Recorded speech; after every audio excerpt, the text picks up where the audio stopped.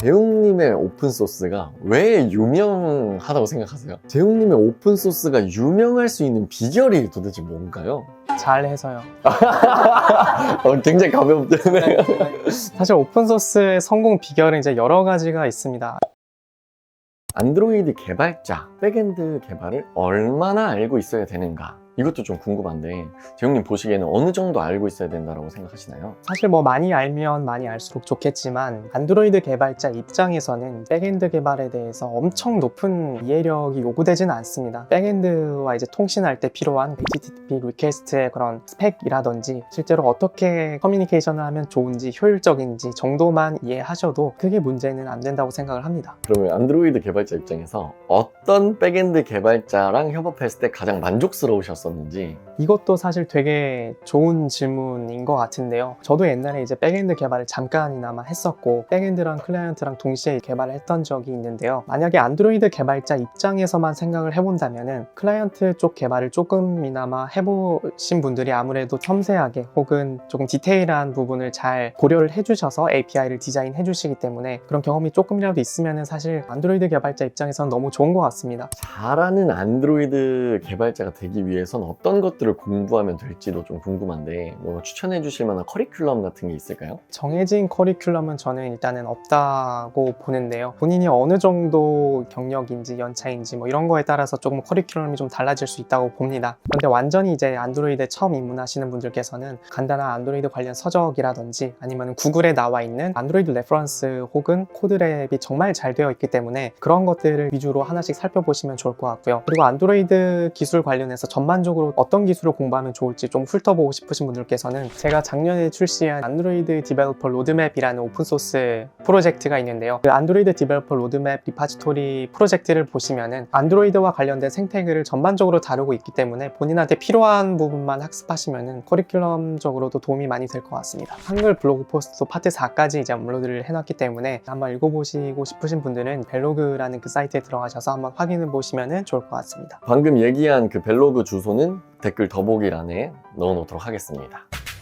네. 요새 구글에서 플러터를 이제 만들어서 굉장히 많이 밀고 있는 걸로 보여요. 그래서 플러터가 진짜 대세가 되려고 하는 움직임도 막 보이는데 재웅님이 보실 때는 플러터가 정말로 리액트 네이티브보다 대세 크로스 플랫폼이 될 것 같은지 조금 더 좀 포괄적으로는 플러터를 어떻게 바라보고 계신지. 구글에서 플러터를 많이 밀어주고 있고 그리고 다양한 스타트업에서 플러터를 적극적으로 활용하고 있는 것은 사실입니다. 그리고 저희 회사에서도 지금 스트림챗 SDK를 개발하고 있는데 플러터 SDK도 굉장히 인기가 많고요. 그래서 플러터의 인기가 나날이 높아지고 있는 것은 사실입니다만 플러터가 더 인기가 높은지 리액트 네이티브가 훨씬 더 잘 될지에 대해서 비교하는 것은 사실 조금 어렵다고 봅니다. 프로젝트의 성격에 따라서 어떠한 서비스를 할지 규모에 따라서 어떤 테크 스택을 가져가야 할지가 아예 결정이 되기 때문에 비교하기는 좀 어려울 것 같고요. 크로스 플랫폼들이 이제 잘 되면서 기존의 네이티브 안드로이드나 iOS 개발자들의 자리를 위협하고 있는 것이 아니냐라는 이제 질문을 굉장히 많이 받고 있는데요. 한 5년에서 10년 내지까지는 그렇게까지 될 일은 없다고 일단 저는 보고 있습니다. 카메라나 아니면 뭐 하드웨어적인 것들을 조금 더 적극적으로 활용해야 한다든지 정말 퍼포먼스가 조금 중요한 그런 애플리케이션 같은 경우에는 아직까지는 조금 네이티브가 우세하게 많이 사용되고 있고요. 그래서 아직은 네이티브만이 할 수 있는 그런 분야들이 많이 있기 때문에 플러터가 뭐 멀티 플랫폼이 네이티브 개발을 완전히 대체할 수 있느냐 없느냐는 아직 판단하기에는 조금 이른 것 같습니다. 물론 이제 플러터가 신생 기업이라든지 스타트업들에서는 플러터를 이용해서 개발하는 것들이 안드로이드와 iOS 두 분야에 대해서 모두 다 엔지니어를 뽑아야 되는 것이 아니기 때문에 비용적인 측면에서는 훨씬 더 장점을 많이 취하고 있는 것은 사실입니다. 그러나 이제 뭐 대기업이라든지 정말 큰 기업들에서는 이미 네이티브로 개발이 되어 있고 10년 묵은 5년 묵은 그런 코드들도 있기 때문에 대규모 프로젝트를 새롭게 플러터를 개발을 한다는 것 자체도 엄청난 비용이 발생하기 때문에 그것들을 모두 다 플러터로 대체하는 것은 조금 어렵다고 보고 있습니다. 그리고 뿐만 아니라 이제 최근에 코틀린에서 코틀린 멀티 플랫폼이라는 이제 새로운 솔루션을 내놓았는데요. 코틀린을 활용해서 다양한 멀티 플랫폼을 개발할 수 있는 정말 좋은 이제 차세대 도구 중에 하나입니다. 최근에 많은 안드로이드 개발자분들께서 조금 눈여겨보고 있는데요. 플러터의 경우에는 이제 다트라는 언어를 이용해서 개발을 해야 하는데 코틀린은 코틀린을 이용해서 기존의 안드로이드에서 사용할 수 있는 그런 문법들이나 로직들을 가져와서 멀티 플랫폼을 개발할 수 있다는 장점이 있습니다. 코틀린 멀티 플랫폼도 구글에서 만든 거인 거죠. 코틀린 멀티 플랫폼은 정확하게는 젯브레이스에서 개발한 플랫폼이고요. 많이 안정화가 되어가고 있는 추세라서 많은 개발자분들의 관심을 받고 있습니다. 코틀린 멀티 플랫폼까지도 경쟁으로 붙어서 플러터를 쓸 거냐, 코틀린 멀티 플랫폼 쓸 거냐, 이걸로도 뭔가 또 경쟁자가 생길 수도 있겠네요. 네, 나중에는 그렇게 되지 않을까 싶습니다. 플러터를 쓸 거냐, 코틀린 멀티 플랫폼 쓸 거냐. 제너레이티브 AI가 굉장히 핫하잖아요. 챗GPT 말고도 되게 여러 가지 이미지 넣으면 아바타로 만들어주고 번역도 해주고 그림도 그려주고 되게 여러 가지 제너레이티브 AI가 나오고 있는데, 안드로이드 개발자로서 이 상황들을 보면서 어떤 걸 준비하고 있어야 될 것 같으세요? 사실 뭐 준비라고 할 거는 크게 없을 것 같고요. 제너레이티브한 AI가 출시됨에 따라서 조금 더 잘 활용해 볼 수 있지 않을까 합니다. 개발하다가 막히는 부분이 있으면 구글에서 서치를 하거나 스택 오버플로우나 뭐 다양한 경로들을 통해서 저희가 막히는 부분들을 해결하고 했지만, 지금은 이제 다양한 모델들을 통해서 저희가 이슈를 조금 더 빨리빨리 해결해 나갈 수 있는 좋은 수단이 되지 않을까 이렇게 생각하고 있습니다. 제너레이티브 AI 뭐 대표적으로 챗GPT가 나왔을 때 챗GPT에 대한 뭐 깊은 연구나 공부나 이런 것보다는 걔를 활용해서 안드로이드 개발을 좀 더 잘할 수 있는 방법을 찾자, 뭐 이런 정도로 접근하면 될 것 같다는 말씀이신 거죠? 네네, 사실 저도 이번에 그 챗GPT에 관심이 정말 많았어서 챗GPT가 SEO, 그러니까 서치 엔진 옵티마이제이션 쪽으로는 굉장히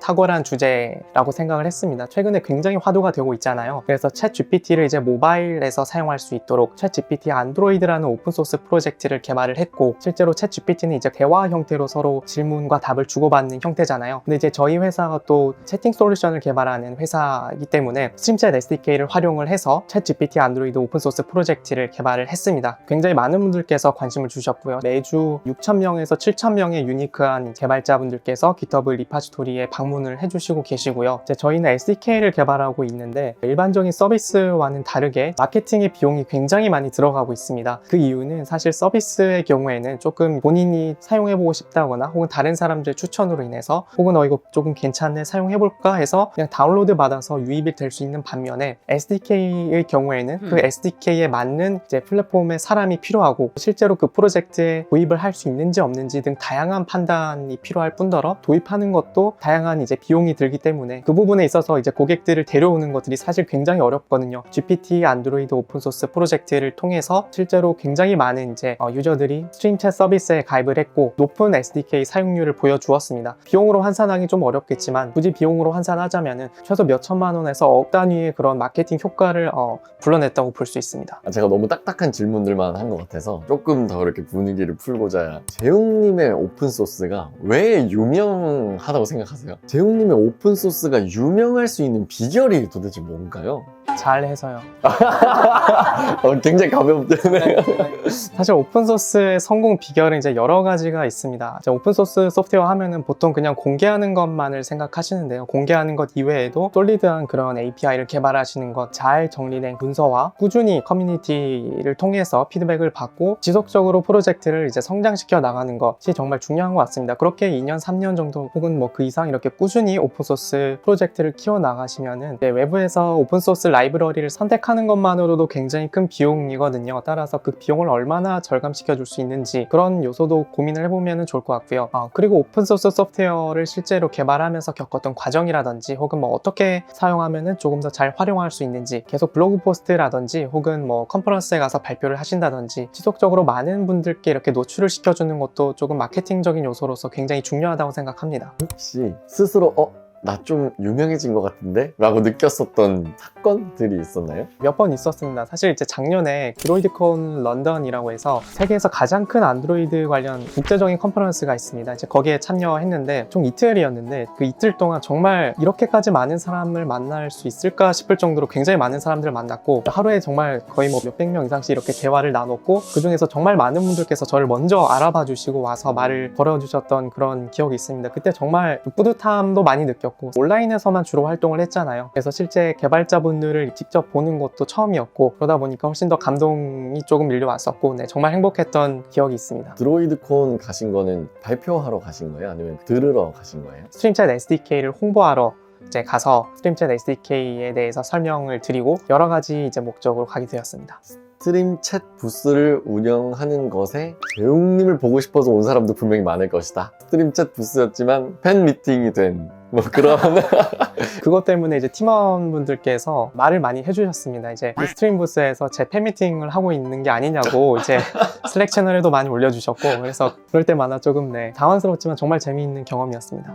엄청 뿌듯하실 것 같은데 혹시 막 사인도 해주시나요? 사인은 아니고 같이 사진도 많이 찍었고 같이 영상도 많이 찍었고 또 마술도 또 제가 좋아하기 때문에 부스 앞에서 이제 마술도 많이 보여드리고 정말 재밌게 많이 즐기다가 왔습니다. 어떤 마술을 가장 잘 하세요? 동전 마술이랑 카드 마술처럼 이제 가까이에서 할 수 있는 클로즈업 마술에 되게 관심이 많고 좋아하는데요. 그 오픈소스 활동명이 이제 스카이 도브스이잖아요. 도브가 사실 마술의 대표적인 상징적인 동물이라서 거기서 따온 닉네임이기도 합니다. 안 그래도 여쭤보려 했었었는데 닉네임을 마술의 대표적인 상징적인 동물이라서 거기서 따온 닉네임이기도 합니다. 재웅님이 부산으로 내려가셨잖아요. 근데 지금 저희가 촬영하는 건 서울이고 이거 촬영하신다고 여기까지 와주신 거잖아요. 저는 솔직히 진짜 너무 감사드리는데 저희가 또 후원하고 있는 메이커스 챌린지 연사로도 또 와주신 적도 있고 진짜 너무 감사한데 정말로 감사한데 저희를 왜 도와주시는 건가요? 이 컨공 선배에서 일하고 있는 많은 분들이 또 제 후배분들이기도 하고 또 많은 후배분들께 도움이 될 수 있는 기회이기도 하고 또 오픈소스나 컨퍼런스 같이 제가 또 많은 분들한테 도움을 드리는 거를 좋아합니다. 그래서 이런 뭐 오픈소스라든지 또 다양한 주제에 대해서 관심 있는 분들이 반드시 계실 거고 그런 분들에게 어느 정도 해답을 드리고 싶어서 나오게 되었습니다. 후배가 있기도 하고 사명감도 원래 가지고 계시던 게 이제 여러 사람들한테 좋은 이제 경험을 주고 이롭게 하고 싶다. 저만 이렇게 계속 도움을 받을 수가 없잖아요.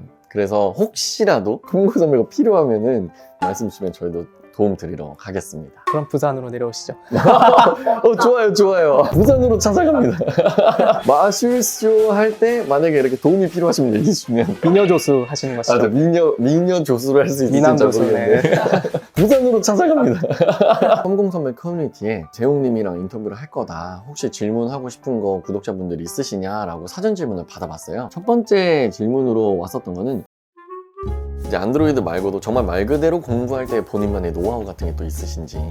사실 근데 저는 정말 막 책만 들여다보고 정말 글만 읽고 이런 거는 금방 누구나 지루해 질 수밖에 없잖아요. 그래서 사실 제가 조금 추천드리는 공부 방법이나 순서는 재웅님의 5년 후 10년의 꿈은 또 어떻게 되는지 물어보셨네요. 저도 진짜 궁금한데 이건 저도 사실 궁금한 건데요.